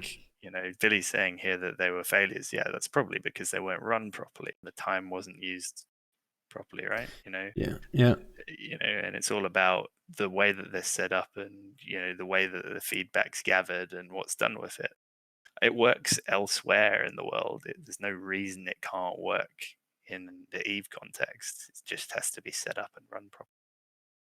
Yeah, I think the problem that the capital focus group had was it developed into an echo chamber of like one certain group, and then they were very focused on getting their thing done, which was basically people that love to field capitals in a certain group, designing the whole thing. And that's what we ended up with, like awesome capitals, right? So Hall guns and all that stuff's pretty much coming out of that thing. So yeah, it was a failure at that point. But at the same time, it was a very open group. So it was way too many people, I guess, that got into the group and then have, that environment that it could develop into an echo chamber. If you have those groups a little bit smaller, and I know Gobbins has been setting up talks with like CCP guys, with knowledgeable players, to just talk about certain like stuff, like not even going in a real direction, but just to give them a little bit of an idea. So that might just be the way to go, right? To have like a smaller group, like maybe 5-6 people per group, but then have several groups of them, and then Yeah, and I see that there's a comment here like, oh, no high-sec people. Well, you could have a high-sec group that focuses solely on high-sec gameplay, high-sec mechanics. It doesn't need to be blended in with capitals or anything like that. They're two different issues. There are probably different teams that work on them. So, I just think it's that, that's something that I've raised this before. But I mean, I look at the amount of money that gets spent on doing things like the CESM summit, and like really, you think about it, bringing all these people for a week all over the world to Iceland goes part of the way towards like funding another full-time role within CCP for someone who could do something like this, right? That is actually, yeah, you're right. That might just be someone's job right there. Yeah, exactly. So it's just something that I think it's not a CCP Rise thing, it's a CCP generally thing, but I just I didn't have any specific questions for him. I just have observations on what I think might be useful for the future. You know what? I will bring that up and talk about him. Talk with him about like maybe different ways of getting feedback. The CSM in general, like how it has been, because I feel like the CSM was a little bit more eventful, I guess. Right? Or the last 2 years were definitely eventful. I can tell you that. Not always in the best way. I just don't think I just don't think it does. I don't think it does enough, right? There are other ways that what it kind of tries to do. There are other ways to do that, and perhaps more effectively in terms of costs and output. Willie says they got shit done. I don't accept that at all. I don't think that the CSM does a huge amount at all. I don't think CCP really take it as seriously as people think that they do or should. You know what though? That's one of the reasons I'm doing this too, right? This podcast. I'm inviting people that, are basically doing the same thing I do, because that's all I want to talk about. Like, I can't talk about HiSig stuff. I can't talk about industry stuff, really. I mean, we can touch on it, which we did, but we both agree, like, actually, that we don't do that kind of stuff. So, but I feel like to a degree we kind of give them the opportunity to actually listen in and then get the opinion. And so I feel like we, to a degree, just fill the role with this podcast, which hopefully helps them have a little bit more of a deeper understanding. Because don't forget, like, now they're in bigger, they can join groups and play the game, but they cannot take leadership roles, right? So they don't know the content creation part. They don't know how it is, like, oh, I have to make sure, like, my alliance runs and we have activity going on and all that stuff, right?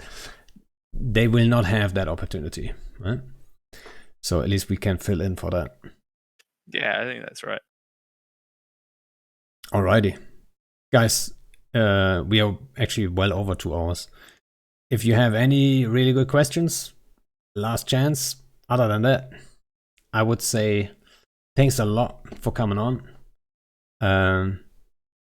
It's great to talk actually to people that are actually usually on the other side, For some people, it might be weird that we can sit here and actually talk to each other easily. It's just... No, it's not weird. No, it's good. Thank you for having me on. It's always good to talk about this stuff and be asked questions rather than I often ask them. It's nice to be asked questions every now and again. All right. Then, guys, I hope you enjoyed that one too. And I'm going to keep it very short. Thanks for watching. And I would see you guys on the next one.